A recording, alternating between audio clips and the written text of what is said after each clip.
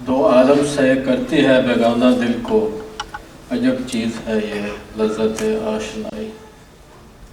اگلے جو بزرگ جن کو میں دعوت خطاب دے رہا ہوں، 9 جولائی 1932 ضلع اٹک میں پیدا ہوئے۔ Islamic studies Mazahir Uloom Saharanpur district U P India سے حاصل کی۔ مدرسہ الاصلاح سرائے میر اعظم گڑھ سے 4 سال میں سند فضیلت ممتاز نمبروں سے حاصل کی۔ 60 سے زیادہ کتب کے جو ان کے قلم سے لکھی گئی ہیں، ان میں مشہور ہیں آداب زندگی، ایٹیکیٹس آف لائف ان اسلام، آسان فقہ، ایوری ڈے فقہ، قرآنی تعلیمات، سورہ یاسین، تفہیم الحدیث، گلدستہ حدیث، اسلامی معاشرہ، حسن معاشرت، داعی اعظم، روشن ستارے اور بہت سی اور کتب۔ جماعت اسلامی ہند کے رکن بنے 25 سال کی عمر میں، اور اس کی مجلس شورا کے آج تک رکن ہیں۔ بہت سی تعلیمی ادارے اور درسگاہیں چلاتے ہیں، اور سرپرست ہیں پروجیکٹ وائڈ اسلام، جو کہ اسلامک سرکل آف نارتھ امریکہ چلاتا ہے، اور ہر سال کے کچھ مہینے دعوت کے سلسلے میں امریکہ اور آسٹریلیا تشریف لے جاتے ہیں۔ پیرانہ سالی کے باوجود بہت ایکٹیو متحرک ہیں۔ میں دعوت دیتا ہوں اپنے بزرگ محترم مولانا یوسف اصلاحی صاحب سے، ہمارے استاد بھی ہیں، ان کی کتابیں پڑھ کے ہم نے دین کا علم حاصل کیا ہے، کہ وہ تشریف لائیں اور ہمیں نصیحت فرمائیں۔ الحمدللہ رب العالمین، والصلاة والسلام علی سید المرسلین محمد الامین خاتم النبیین حبیبنا و حبیب رب العالمین وعلی آلہ واصحابہ واتباعہ وازواجہ اجمعین۔ رب اشرح لی صدری ویسر لی امری واحلل عقدۃ من لسانی یفقہوا قولی۔ قابل احترام بزرگوار مولانا عبدالمالک صاحب مدظلہ اور مہمانان عزیز، ذمہ داران سینٹر، بھائیوں اور بہنوں، السلام علیکم ورحمۃ اللہ۔ مولانا محبوب الرحمان صاحب کو مبارکباد میں بھی پیش کرتا ہوں، اور دعا کرتا ہوں کہ اللہ تعالیٰ ان کی اس عظیم کوشش کو شرف قبولیت بخشے۔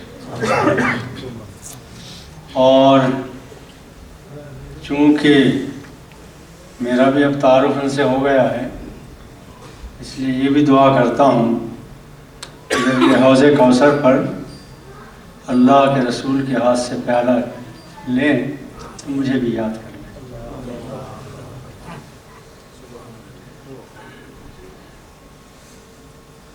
دوستوں اور بھائیوں، یہ ایک بزرگوار کا قصہ تھا، مبارکباد ان کو پیش کر دی۔ کام ان کا یہ تھا کہ انہوں نے 21 سال میں قرآن ختم کرایا۔ قرآن پاک پر بھی بہت گفتگو ہمارے بزرگوں نے کی، اس لیے میں اس پر بھی گفتگو اپنی بیچ میں کہیں بات آئے گی تو عرض کروں گا، لیکن اس موضوع کو بھی چھوڑتا ہوں۔ اب گفتگو یہاں سے شروع کرتا ہوں کہ میں آپ کے اس ناروے میں پہلی بار آیا، اس سے پہلے کبھی نہیں آیا تھا۔ مگر پہلی بار آنے کے بعد کوئی چہرہ میرے لیے اجنبی نہیں ہے، سب اپنے خاندان کے معلوم ہوتے، اپنے گھرانے کے معلوم ہوتے، اور آپ نے مجھ سے جس تعارف کا، جس محبت کا، جس تعلق کا اظہار کیا وہ غیر معمولی ہے، اس میں کوئی اجنبیت، کوئی دوری، کوئی بہت محسوس نہیں ہوتا۔ کیا یہ ٹھیک ہے؟ بات صحیح کہہ رہا ہوں؟ اگر صحیح کہہ رہا ہوں تو پھر آپ کو ایک بشارت سناتا ہوں، خوشخبری سناتا ہوں۔ اگر میری بات صحیح ہے تو بہت بڑی خوشخبری سناتا ہوں، اور خوشخبری میں اپنی زبان سے نہیں سناتا، اس لیے کہ میں تو انسان ہوں، عام انسان ہوں، میری بات غلط بھی ہو سکتی ہے، صحیح بھی ہو سکتی ہے، لیکن اس انسان کی زبان سے خوشخبری سناتا ہوں جس سے زیادہ سچا انسان کبھی آسمان کی آنکھ نے نہیں دیکھا، جس سے بہتر انسان کبھی روئے زمین پر نہیں آیا اور کبھی نہیں آیا،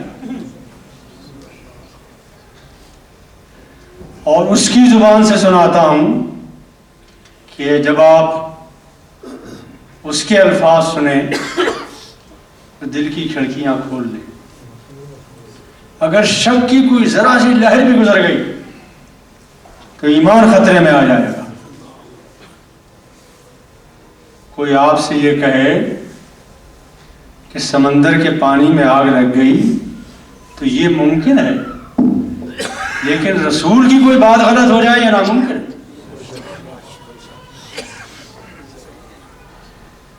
ان کی بات سناتا ہوں، اور جب ان کی بات سناتا ہوں تو پھر مجلس ان کی ہو گئی، میری نہیں رہی، اور ان کی مجلس میں آپ پاؤں پھیلا کر بیٹھیں یہ گنجائش نہیں۔ ٹھیک بیٹھ جائیں، ادب سے بیٹھ جائیں، احترام سے بیٹھ جائیں، اللہ پہ تکیہ کریں، کہاں پہ دیواروں پہ تکیہ لگا ہوں میں۔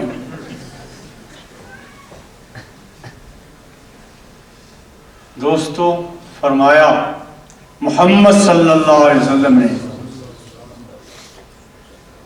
اور ترمذی کی روایت ہے، حسن و صحیح ہے، فرمایا اللہ کے رسول محمد صلی اللہ علیہ وسلم نے ان من عباد اللہ لون آسن ماہم بے انبیاء ولا شہداء، اللہ کے بندوں میں سے کچھ بندے وہ ہیں جو نہ انبیاء ہیں نہ شہداء، نبی بھی نہیں ہے، شہید بھی نہیں ہے، یہ دو مرتبے بہت بڑے ہوتے ہیں اسلام میں۔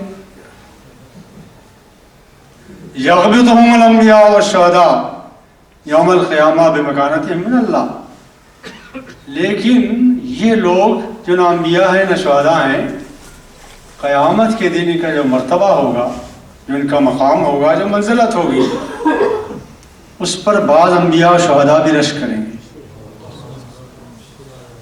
غیر معمولی مقام و مرتبہ ان کو اللہ دے گا، قربت کا، اپنی غربت کا۔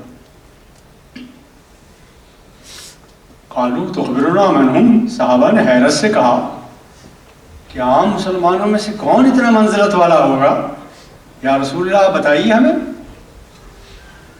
قال ہم قوم تحابوا بروح اللہ، کہا یہ امت محمد کے وہ لوگ ہوں گے جو آپس میں ایک دوسرے سے صرف دین کی بنیاد پر محبت کریں گے، کوئی اور رشتہ ان کا درمیان نہیں ہوگا۔ میں قسم کھا کر کہتا ہوں کہ میرا آپ سے کوئی اور رشتہ نہیں ہے، نہ خاندان کا نہ کاروبار کا، صرف دین کی محبت بنیاد پر میں آپ کے چہرے میں محبت محسوس کرتا ہوں اور آپ میرے چہرے میں محبت محسوس کر رہے ہیں۔ اور کیا یہ بشارت نہیں ہے کہ یہ مرتبہ اللہ ہمیں بھی دے دے؟ حضرت امام شافعی رحمۃ اللہ علیہ اپنی آخری عمر میں مصر میں تھے تو کہا کرتے تھے کہ اے پروردگار، بڑی گناہ ہے میرے، بے پناہ گناہ کیا ہے میں نے، زمین و آسمان کی فضا بھر دی ہے، مجھے یقین ہے کہ بہت گناہ ہے، اعتراف ہے، لیکن اے اللہ جتنا مجھے اپنے گناہوں کا اعتراف ہے کہ میں نے بے پناہ کیے ہیں، اس سے زیادہ یہ یقین ہے مجھے کہ تیری رحمت میرے گناہوں سے کہیں وسیع ہے۔ بلا شبہ ہم بھی خطا کار ہیں، گناہ گار ہیں، اس دور میں ہیں، بہت خطرہ کا دور ہے، بہت تباہی کا دور ہے، اس دور میں ہیں، لیکن کیا اللہ کی رحمت سے مایوس ہو جائیں؟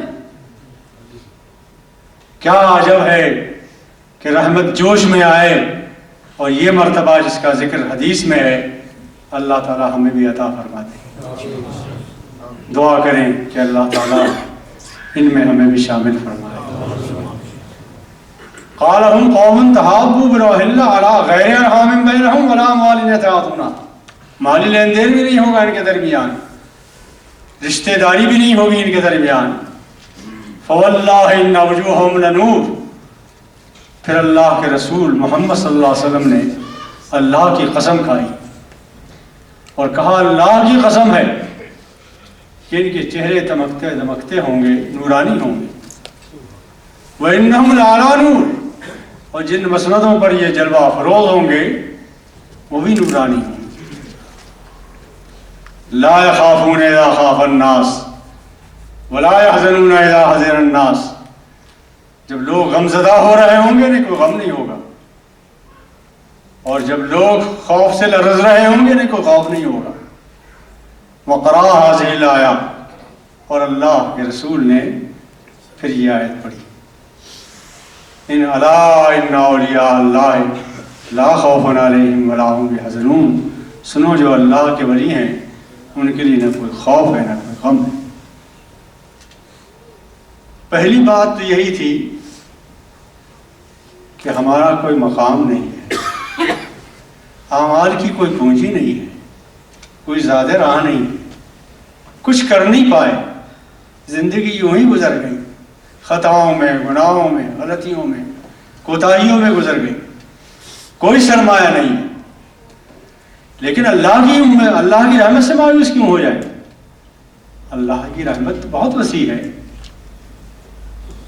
قرآن میں سورہ زمر میں ایک آیت ہے، امن هو قانت آناء اللیل ساجدا وقائما یحذر الآخرہ ویرجو رحمت ربی،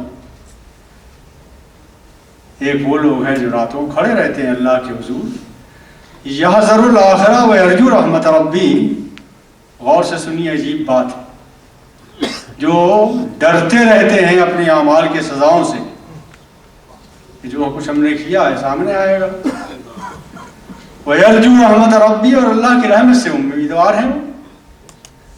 نبی صلی اللہ علیہ وسلم کے بارے میں اس آیت کی تفسیر میں مفسرین نے ایک حدیث نقل کی۔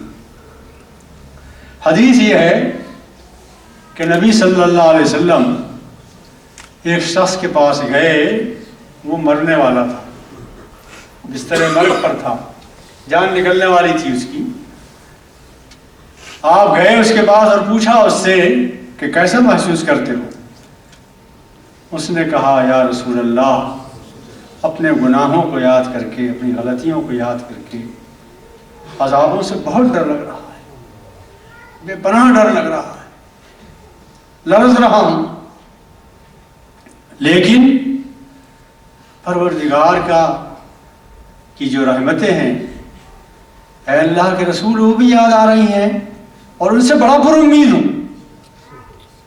اللہ کے رسول نے فرمایا کہ جس بندے کی یہی کیفیت ہو، یہی تو ایمان ہے، جس بندے کی یہ کیفیت ہو، اللہ کہتا ہے کہ بندہ جن چیزوں سے ڈر رہا ہے میں اس سے اسے محفوظ کر دوں گا، اور جن چیزوں کی وہ امید کر رہا ہے اس کی امیدیں پوری کروں گا۔ اس کے بعد پھر کیا گنجائش رہ جاتی کچھ بات سوچنے کی؟ دوستوں اور بھائیوں، ایک تو بات یہ تھی اس حدیث میں سوچنے کی، دوسری بات یہ کہی کہ اللہ کے رسول نے کہا جن بندوں میں آپس میں دین کی بنیاد پر محبت ہو، جو آپس میں ایک دوسرے کے دوست ہوں، ان کے لیے غم اور خوف نہیں ہے۔ لیکن استدلال کیا جس قرآن کی آیت سے وہ سورہ یونس کی ہے، اس میں یہ ہے کہ جو اللہ کے ولی ہوں، اللہ سے محبت کرنے والے ہوں، ان کے لیے خوف اور غم نہیں ہے۔ تو معلوم یہ ہوا کہ اللہ سے محبت کرنے والے وہی ہیں جو دین کی محبت پر، دین کی بنیاد پر آپس میں محبت کرتے ہیں۔ ایک آدمی جو اللہ سے محبت کرتا ہو وہ اللہ والوں سے محبت نہ کرے، یہ ممکن نہیں، یہ تو ممکن ہی نہیں ہے۔ اس لیے سورہ فاتحہ جس سے قرآن کا آغاز ہوا، اس میں ہم پڑھتے ہیں 7 آیتیں ہیں۔ 7 آیتوں میں 3 آیتیں وہ ہیں جس میں اللہ کی فضائل، اللہ کے کمالات، اللہ کی اوصاف و تعریفیں فرمائی گئی، اور ایک آیت وہ ہے بیچ کی جو کمر کی ہڈی ہے، وہ معاہدہ ہے اللہ تعالیٰ سے، ایاک نعبد، ہم تیری بندگی کر رہے ہیں، وایاک نستعین، مدد کرنا تیرا کام ہے، یہ ایک معاہدہ ہے اللہ سے۔ مگر اس کے بعد 3 آیتیں وہ ہیں، اس میں بعد جو آیتیں ہیں وہ ہیں جس میں محمد صلی اللہ علیہ وسلم، صحابہ کرام اور ان کے تابعین کا ذکر، اور یہ صراط مستقیم پر آپ چل نہیں سکتے جب تک رسول کی اطاعت نہ کریں، صحابہ سے محبت نہ کریں، اور یا اللہ کے دین پر نہ چلیں، ان سے ربط نہ رکھیں۔ صراط الذین انعمت علیہم، سیدھا راستہ تو چاہیے، لیکن ان لوگوں کا راستہ چاہیے جن پر تو نے انعام فرمایا، اور وہ کون ہیں؟ اولئک الذین انعم اللہ علیہم من النبیین والصدیقین والشہداء والصالحین وحسن اولئک رفیقا۔ یہ جن پر انعام ہوا ہے، انعمت علیہم جو ہیں، وہ کون ہیں؟ من النبیین والصدیقین والشہداء والصالحین، ان سے بے نیاز ہو کر یہ راستہ نہیں چلا جا سکتا۔ یہ اس راستے کے سنگ میل ہیں، ان کو یاد رکھنا پڑے گا، ان کے راستے پر چلنا پڑے گا، اور جو امتیں، جو قومیں، جو جماعتیں، جو حزب ان سے بے نیاز ہو کر صراط مستقیم ڈھونڈتی، ان کو صراط مستقیم نہیں مل سکتا۔ رسول سے آزاد ہو کر، صحابہ سے آزاد ہو کر یوں ہی قرآن پاک سے ڈائریکٹ ربط رکھنا یہ ممکن نہیں ہے، اس لیے ان کا حصے میں کچھ نہیں آیا۔ یہ ہے سورہ فاتحہ۔ سورہ فاتحہ سے شروع ہوا قرآن، اور توحید سے شروع ہوا الحمدللہ رب العالمین۔ مگر ایک بات یاد رکھیے، الحمدللہ رب العالمین جب آدمی کہتا ہے، تو ابھی ذکر کر رہے تھے مولانا عبد المالک صاحب شیطان کا، بڑا ذہین ہے، بڑا طباع ہے، بہت دور کی گوڑی سوچتا ہے۔ ذہن تو دیا ہے اللہ نے اسے، ورنہ آزماتا کیسے؟ آزمائش میں نہیں ڈالتا ہمیں۔ تو الحمدللہ رب العالمین جب آدمی پڑھتا ہے تو نفی کرتا ہے بڑی آسانی سے کہ سارے کمالات اللہ کے، ساری خوبیاں اللہ کی،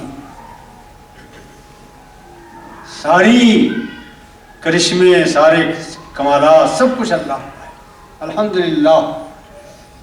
مگر ٹھیک اسی وقت شیطان کہتا ہے آ کے کہ تو نے تو پورا قرآن 21 سال میں پورا کیا ہے، تو کچھ کم تھوڑی ہے، تو نے تو اتنی اچھی قرات کی ہے، تو کچھ کم ہے، تو نے اتنی اچھی نعت پڑھی ہے، میرے سے تجھے بھی تو کمال کچھ حاصل ہے۔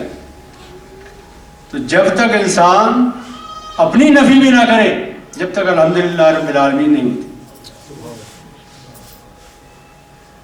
اگر میں نے کوئی اچھی نعت پڑھی ہے، کوئی اچھی تقریر کی ہے، کوئی 21 سال میں کارنامہ انجام دیا ہے، یہ بھی اللہ کی توفیق سے ہوا۔ اللہ کی توفیق نہ ہو تو کچھ نہیں ہو سکتا۔ اور آپ یہ نہ سوچیں کہ آپ خود آ گئے ہیں یہاں، اللہ نے توفیق دی ہے، اس دروازے میں داخل ہوئے ہیں، وہ توفیق نہ دیتا نہیں آ سکتے۔ دیوبند کے ایک بہت بڑے عالم تھے مولانا اعجاز علی شاہ رحمۃ اللہ علیہ، نام سنا ہوگا آپ نے، عربی ادب کے بہت غیر معمولی استاد تھے۔ اور فقہ پر بڑے تیار. میری ملاقاتیں رہی ہیں ان سے، اگرچہ میں بہت چھوٹا تھا، استفادہ تو نہیں کر سکا ان سے زیادہ، لیکن ملاقاتیں رہی. انہوں نے ایک تقریب میں فرمایا کہ جب اللہ تعالیٰ تمہیں کوئی نیکی کے کام کرنے کی توفیق دے دے، کچھ صدقہ کر دیا، کسی یتیم کے ساتھ سلوک کر دیا، 2 رکعت نفل پڑھ لیے، کچھ روزہ رکھ لیا، کوئی نیکی کا کام کیا، تو پھر اس خلجان میں نہ رہو کہ پتہ نہیں اللہ قبول کرے گا کہ نہیں کرے گا، اس لیے کہ یہ جو کیا ہے یہ اللہ کی توفیق سے کیا ہے. اس کی نظر عنایت نہ ہوتی تو کر نہیں سکتے، کیسے کرتے؟ اس لیے کسی خلجان میں رہو، اس نے توفیق دی تو تم آئے. اور اس کے بعد انہوں نے ایک واقعہ سنایا، وہ میں آپ کو سنانا چاہتا ہوں. دہلی کی جامع مسجد کے دیکھنے کے لیے دور دور سے لوگ آتے ہیں، نوافل پڑھتے ہیں وہاں. انہوں نے مجھے سنایا واقعہ، ایک خطاب میں سنا رہے تھے، سنایا واقعہ کہ دہلی کی جامع مسجد کے دکنی دروازے پر ایک شخص بیٹھتا تھا، مسواکیں بیچتا تھا. 3 دروازے ہیں دہلی جامع مسجد کے، دکن کے دروازے پر ایک شخص بیٹھا. 40 سال تک اس نے اس دروازے پر بیٹھ کر مسواکیں بیچی، کاروبار مسواکوں کا کیا، مگر اس 40 سال میں ایک دن بھی اسے دہلی کی جامع مسجد کے اندر کا حصہ دیکھنے کی توفیق نہیں ہوئی. جب اللہ توفیق نہیں دیتا ہے تو دروازے پر بٹھا دیتا ہے کہ تو اندر نہیں آ سکتا. آج آپ اندر آئیں، اللہ کا شکر ادا کریں، اس کی توفیق ہے کہ آپ آئیں. توفیق نہیں ہوتی تو کچھ نہیں کر سکتے. اس کی توفیق ہی سے سب کچھ ہوتا ہے، اور اس کی توفیق حاصل کرنے کے لیے توحید کا دامن مضبوط پکڑنا ہوگا. لیکن توحید سے بچلانے کے لیے، پھسلانے کے لیے، گمراہ کرنے کے لیے ہر وقت شیطان پیچھے لگا ہوا ہے. اس لیے آغاز ہوا الحمدللہ رب العالمین سے، اختتام ہوا قل هو اللہ احد پر. لیکن قل هو اللہ احد کے لیے 2 پہرے دار اللہ نے بٹھائے، سیکورٹی آفیسر ہیں 2. ان کا نام، پہلے کا نام ہے قل اعوذ برب الفلق اور دوسرے کا نام ہے قل اعوذ برب الناس. یہ توحید کی حفاظت کے 2 ذمہ دار ہیں. ان سے بھی بچو، ان سے بھی بچو، ان کی فکر کرو، ان کی فکر کرو. اور آخر میں جو بات کہی ہے من الجنت والناس، والناس پر ختم کیا. اس کے معنی یہ ہے کہ شیطان ابلیس جو ہے وہ تو بہکاتا ہی ہے، لیکن یہ انسان جب شیطان بنتا ہے تو اس کا بہکاوا بہت دور تک جاتا ہے، یہ شیطان سے بھی آگے بڑھ جاتا. اس کے تحت بزرگوں نے ایک واقعہ لکھا ہے کہ ایک شخص ایک شہر کے چوراہے پر کھڑا تھا. وہاں ایک بہت بڑی کوٹھی بنی ہوئی تھی، بہت بڑا محل تعمیر ہوا تھا. بہت غور سے اسے دیکھ رہا تھا. بوڑھا انسان تھا. کچھ لوگ جمع ہوئے، پوچھا، دیکھا اس بوڑھے کو کہ اس کوٹھی کو، محل کو بہت غور سے دیکھ رہا ہے. تو پوچھا اس سے کیا دیکھ رہے ہو؟ کہا یہ دیکھ رہا ہوں کہ یہ شخص جس نے یہ محل بنایا ہے یہ مجھ سے بھی آگے بڑھ گیا. میں تو شیطان ہوں مگر یہ مجھ سے بھی آگے بڑھ گیا. اس کو اسمگلنگ کے سارے طریقے میں نے سکھائے، حرام کمائی کے سارے طریقے میں نے سکھائے، مگر جب محل تیار ہوا تو اس نے میں نے فضل ربی لکھ دیا اس میں. یہ تو مجھے بہکا گیا. تو جب ناس انسان جب بنتا ہے، شریر شیطان بنتا ہے تو وہ آگے بڑھ جاتا ہے. ان جملوں کے بعد میں آپ سے چند باتیں عرض کرنا چاہتا ہوں جو آپ کے کام کی. پہلی بات تو یہ عرض کرنا چاہتا ہوں، دیکھیے گھڑی تیز نہ چلے،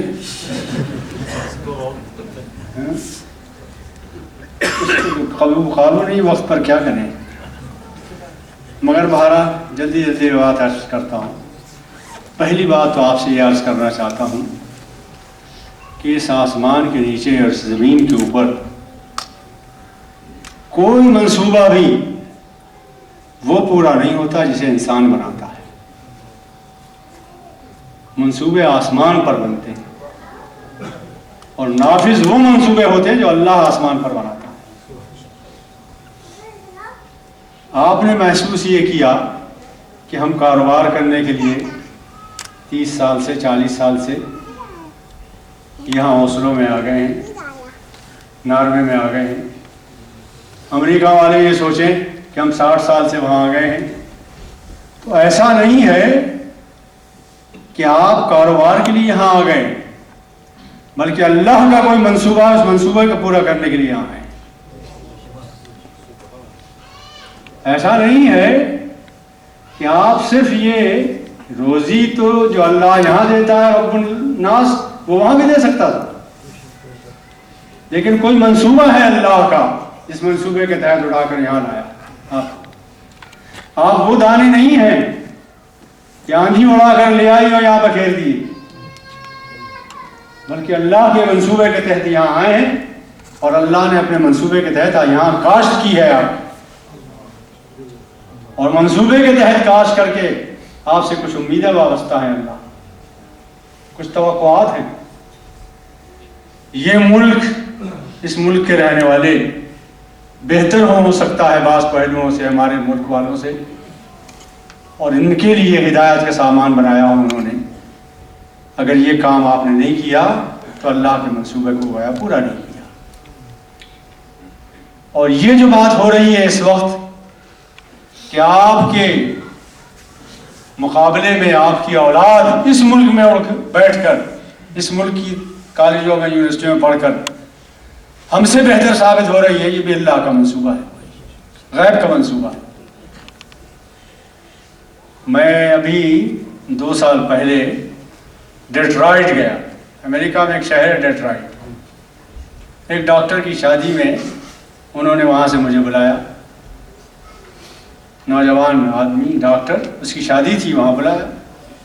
تو میں نے ڈیٹرائٹ میں جا کر شادی خانے میں یہ دیکھا کہ بہت بڑا اسٹیج بنائے ہوئے ہیں۔ میں نے سوچا بھائی اتنا بڑا اسٹیج بنانے کی کیا ضرورت؟ تھوڑی دیر میں کیا دیکھتا ہوں کہ اس پر نوجوان لڑکے 10-12 نوجوان لڑکے ٹہل رہے ہیں اسی اسٹیج پر، سب کے چہروں پر سیاہ داڑیاں، کوئی ڈاکٹر ہے، کوئی انجینئر ہے، کوئی کمپیوٹر کا ماہر ہے، کوئی اکاؤنٹ کا ماہر ہے، اور اسی ڈیٹرائٹ کے کالج اسکولوں میں انہوں نے پڑھا ہے۔ چہرے پر ان کی داڑیاں، باپ جو بوڑھے ہیں ان کے چہرے پہ داڑھی نہیں، اور جوان بیٹے کے چہرے پہ داڑھی ہے۔ تو میں نے کہا ضرور اللہ کا کوئی منصوبہ ہے، اللہ نے کام ہمارا بہت آسان کر دیا ہے، منصوبہ اس نے بنایا، کہا تم رنگ بھر دو، بس منصوبہ تو میں نے بنا دیا ہے۔ آپ سن رہے ہیں اس وقت پوری دنیا میں اس وقت ہماری نوجوان لڑکیاں اسکارف کی جنگ لڑ رہی ہیں۔ کیا ہے اسکارف؟ 1.5 گز کا کپڑا ہے، مگر نہیں، آنے والا انقلاب اس کی یہ علامت ہے، اس کی شناخت ہے، کوئی انقلاب آنے والا ہے۔ اس لیے صرف لڑکے ہی نہیں، لڑکیاں بھی میدان میں آ گئی ہیں، اور وہ کوئی انقلاب لانے والی ہیں۔ بے شک تعداد تھوڑی ہے ان کی، یہ میں مانتا ہوں، اس لیے کہ ہماری بڑی اکثریت ابھی غافل ہے، بہت کام کرنا ہے، منزل بہت دور ہے، لیکن یہ تھوڑی جو ہے اللہ کی نظر میں بڑی وزنی ہے، بڑی قیمت ہے، اس لیے کہ آج کروڑوں کی تعداد میں ہے نا، اور جب ہم 313 تھے، تعداد کم تھی ہماری، تو وزن بہت تھا۔ بدر کی سرزمین 313 سے تھرا رہی تھی، آج کروڑوں کی تعداد میں ہم ہیں، کوئی وزن ہمارا نہیں۔ تو اس پر غور نہ کیجئے کہ ہم تعداد میں تھوڑے ہیں، لیکن یہی اسکارف کی جنگ لڑنے والی لڑکیاں جن کی تعداد کم ہے، اور یہی نوجوان جو اس ملک میں اٹھ رہے ہیں، ان ملکوں میں اٹھ رہے ہیں جن کی تعداد کم ہے، یہ انشاءاللہ انقلاب لا کر رہیں گے انشاءاللہ۔ دور خلافت میں حضرت عمر کا دور تھا، مسجد نبوی میں ایک شخص بیٹھا ہوا دعا مانگ رہا تھا، اے اللہ مجھے ان لوگوں میں سے کر دے جو تھوڑے ہیں، اے اللہ مجھے ان لوگوں میں سے کر دے جو کم ہیں۔ تو حضرت عمر نے بلایا انہیں اور کہا بھائی تم یہ دعا کر رہے تھے، میں نے سنی، نہ قرآن میں ہے نہ حدیث میں ہے. یہ کیا دعا مانگ رہے تھے تم کہ اللہ ان میں سے کر دے مجھے جو تھوڑے ہیں کم ہیں. تو وہ کہنے لگے صحابی کہ امیر المومنین آپ نے قرآن کبھی پڑھا ہے؟ قرآن پڑھیے، قرآن میں ہے. انہیں اور حیرت ہوئی کہ مجھے چیلنج کر رہا ہے، اور حیرت ہوئی کہ بھائی کیا ہے قرآن میں. کہا قرآن میں یہ ہے وَقَلِيلٌ مِّنْ عِبَادِيَ الشَّكُورُ، میرے شکر گزار بندے ہمیشہ کم ہوتے ہیں، میں ان میں سے بننا چاہتا ہوں. تو یہ کم تو ہیں، لیکن انشاءاللہ تعالی مایوس نہ ہو ان سے اے رہبر فرزانہ. کم کوش تو ہیں لیکن بے ذوق نہیں رہی. انشاءاللہ انقلاب لانے والے یہی ہوں گے. اور یہ پوری دنیا میں اس وقت جاگ چکے. اس وقت پوری دنیا میں الیکٹرانک میڈیا ہو یا پرنٹ میڈیا ہو یا کوئی اور ذرائع ابلاغ ہوں، ان میں تذکرہ اگر ہے، بحث اگر کسی دین پر ہے تو صرف اسلام پر، کسی دین کا کوئی تذکرہ نہیں. اور شب و روز یاد اگر کیا جا رہا ہے، شب و روز برا بھلا اگر کہا جا رہا ہے تو صرف آپ کو، کسی اور کا تذکرہ نہیں ہے. اللہ چاہتا ہی نہیں کسی اور کا تذکرہ ہو. یہود و نصارہ کی میڈیا کو دیکھیے، آپ کے تذکرہ صبح شام کرتے ہیں، برا بھلا کہتے ہیں، الگ بات ہے، یہی کہہ سکتے ہیں وہ. لیکن ایک بات آپ کو بتاتا ہوں، ایک بات تو میں نے یہ عرض کی، دوسری بات آپ کو بتاتا ہوں جو آپ کے کرنے کا کام ہے. عائشہ صدیقہ رضی اللہ تعالیٰ عنہ نے پوچھا رسول اللہ صلی اللہ علیہ وسلم سے کہ یا رسول اللہ، آپ پر احد کے دن سے زیادہ سخت دن بھی کوئی آیا ہے؟ دندان مبارک شہید ہوئے تھے نا، احد میں زخمی ہو گئے تھے آپ، چند صحابہ چھوڑ کر آپ کو چلے گئے تھے، اور صحابہ نے اپنی جان پر کھیل کر آپ کو بچایا تھا، لیکن بہت سے صحابی دور ہو گئے تھے. بہت سخت دن تھا، دندان مبارک شہید ہوا، چہرہ زخمی ہوا، خونہ خون ہو گیا. پھر احد کے غار میں آپ نے پناہ لی، بہت خستہ حالی تھی. تو فرمایا اللہ کے رسول صلی اللہ علیہ وسلم نے لقد اخذت فی اللہ وما یخاف احد، اے عائشہ مجھے اللہ کی راہ میں اتنا ڈرایا گیا، اتنا ڈرایا گیا کہ آج تک روئے زمین پر کسی کو اتنا نہیں ڈرایا گیا. وَلَقَدْ أُوذِيتُ فِي اللَّهِ وَمَا يُؤْذَى أَحَدٌ، اور مجھے اللہ کی راہ میں اتنی ایذائیں پہنچائی گئیں، اتنا ستایا گیا کہ آج تک کوئی روح زمین پر نہیں ستایا گیا. مگر اس کے باوجود عقبہ کا دن مجھ پر بہت سخت تھا. پوچھا عائشہ صدیقہ نے عقبہ کا دن کیا تھا؟ کہا رسول اللہ صلی اللہ علیہ وسلم نے عائشہ 10 سال تک میں نے مکے کی سرزمین میں اللہ کے بندوں کو، مشرکین کو دعوت حق دی. مگر بڑے سنگ دل نکلے، مانا نہیں انہوں نے. میں نے ارادہ کیا کہ چلا جاؤں طائف، شاید وہاں لوگ سن لیں. میں طائف چلا گیا، وہاں کے سرداروں سے ملاقاتیں کی. میں نے کہا کہ میں اس پیغام کو پہنچانے کے لیے آیا ہوں، بجائے اس کے کہ وہ میری مدد کرتے، تعاون کرتے، سپورٹ کرتے، انہوں نے آباش لڑکوں کو میرے پیچھے لگا دیا. میں دعوت رحمت دیتا جاتا تھا اور وہ مجھ پر پتھر برساتے تھے. میں زخمی ہو گیا، خون بہنے لگا میری جسم سے، بہت خون بہا، یہاں تک کہ سکت نہیں چلنے کی. میں گر پڑا ایک غار میں، ایک گڑھے میں گر پڑا. تصور کیجئے رحمت عالم صلی اللہ علیہ وسلم زخمی گرے ہوئے ہیں، پڑے ہوئے ہیں ایک غار میں، وہ کہہ رہے ہیں مجھے نکلنے کی سکت نہیں ہو رہی تھی، ہمت نہیں ہو رہی تھی، نکلوں سکت نہیں رہی تھی. مجھے زید نے اپنے کاندھے پر سوار کر کے مجھے اس غار سے باہر نکالا. مگر میں بہت غمزدہ تھا، بہت افسردہ تھا، بہت دل شکستہ تھا، بہت اضطراب میں تھا. کیوں اضطراب تھا؟ غور سے سنیے. یہ پہلے بات ذہن میں رکھیے کہ ستائے تو بہت گیا، ڈرائے بھی بہت گیا، لیکن یہ دن کیوں سخت تھا ان پر؟ اس کو سنیے.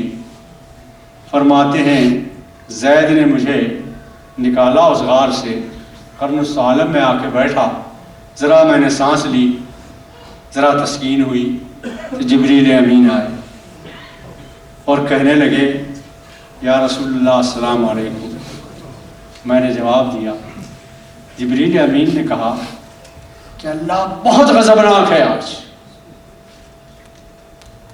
اس کے محبوب کو زخمی کیا گیا ہے، خاتم النبیین کو زخمی کیا گیا ہے، وہ بہت غضبناک ہے۔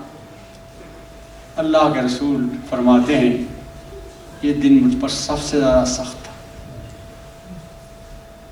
کہیں ایسا نہ ہو کہ اللہ اپنے غضبناک ہونے کے نتیجے میں میری امت کو، میری قوم کو تباہ کر دے۔ اس لیے کہ پچھلی امتوں نے جب نبی کے ساتھ یہ سلوک کیا ہے تو تباہ کر دی گئی، تو اس لیے نہیں آپ غمزدہ تھے۔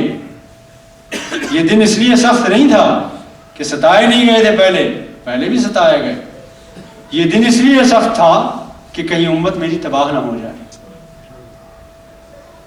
تو فرشتہ جبریل امین نے کہا یا رسول اللہ، اللہ نے اس ملک الجبال کو بھیجا ہے آپ کی خدمت میں، اور یہ ملک الجبال کہہ رہا ہے کہ میرے رسول کے ساتھ آج جو سلوک کیا گیا ہے میں بہت غضبناک ہوں آج، اور اے محمد اگر آپ فرمائیں تو میں جبل احمر اور ابو قبیس کی پہاڑیوں کو اٹھا کر ان دونوں کے درمیان پیس ڈالوں، ان کو طائف والوں کو پیس دوں۔ جب یہ کہا فرشتے نے تو گھبرا گئے اللہ کے رسول اور فرمایا دانی انذر قومی، فرشتے ٹھہر جا، رک جا، ابھی سے ان کو ہلاکیے دے رہا ہے، ابھی تو میں نے انذار کا کام نہیں کیا، دعوت کا کام نہیں کیا۔ اس وقت دنیا ہمارے ساتھ یہی سلوک کر رہی ہے جو محمد صلی اللہ علیہ وسلم کے ساتھ طائف والوں نے کیا۔ ٹھیک ہے نا بات؟ آپ نہ ان کے لیے بد دعا کریں، نہ ان کا برا چاہیں، نہ ان کے برے نام سے یاد کریں، اس لیے کہ اللہ کے رسول نے دعا یہ کی اے اللہ میں ان کو تباہ نہیں کرانا چاہتا، اللہم اغفر لقومی فانہم لا یعلمون، تو ان کی مغفرت فرما دے، معاف فرما دے ان کو، یہ مجھے پہچانتے نہیں ہیں۔ آپ کو بھی یہ قوم نہیں پہچانتی، اور پہچان کرائی کہاں آپ نے؟ یہ کوششیں کہاں کی؟ اپنی پہچان کرائیے۔ یہ قرآن جسے آپ نے 21 سال میں ختم کیا ہے، اس میں ان کا بھی حق ہے، یہ قرآن ان کے لیے بھی نازل ہوا ہے، یہ آپ کا کی میراث نہیں ہے، آپ کا کوئی قومی ورثہ نہیں ہے، یہ پوری انسانیت کا کلام ہے، پوری انسانیت کی ہدایت کے لیے ہے، ہدی للناس ہے۔ اس کا سب سے بڑا حق یہی ہے کہ اس انسانوں تک یہ پہنچایا جائے۔ دو باتیں ہوئی، ایک تیسری بات کہنا تھی مگر ختم ہو گئی بات، وقت ختم ہو گیا ہے، اس لیے ان دو باتوں پر اکتفا کیجئے۔ یار زندہ صحبت باقی، انشاءاللہ پھر کبھی موقع ملے گا تو پھر انشاءاللہ کچھ گزارشیں کریں گے، اور ابھی تو آپ کے ساتھ درمیان میں ہوں 2-3 دن تک، انشاءاللہ کوئی نہ کوئی موقع ملے گا تو باتیں عرض کریں گے۔ دعا فرمائیں کہ اللہ تعالی ہماری باتوں کو قبول فرمائے، اور جو مجلس خوبصورت مجلس آپ نے سجائی ہے ختم قرآن کی، قرآن کبھی ختم نہیں ہوتا، اس لیے ہمارے بزرگوں نے یہ طریقہ اختیار کیا ہے کہ ادھر والناس پڑھا اور ادھر پھر الف لام میم سے شروع کر دیتے، اس لیے قرآن پڑھتے رہنے کی چیز ہے۔ قرآن مبالغہ کا صیغہ اور مقرون کے معنی میں ہے، وہ کتاب جو دنیا میں سب سے زیادہ پڑھی جائے، وہ کتاب جو بار بار پڑھی جائے، وہ کتاب جو پڑھی جاتی رہے، بس کبھی تکمیل و ختم نہ ہو، ادھر ختم ہوئی تو پھر شروع کیا، ادھر ختم ہوئی تو پھر شروع۔ اس قرآن سے ہمارا ربط بنے اور قرآن سے ہمارا تعلق ہو، شغف ہو، اللہ تعالی ہمیں یہ توفیق عطا فرمائے۔ وآخر دعوانا الحمدللہ۔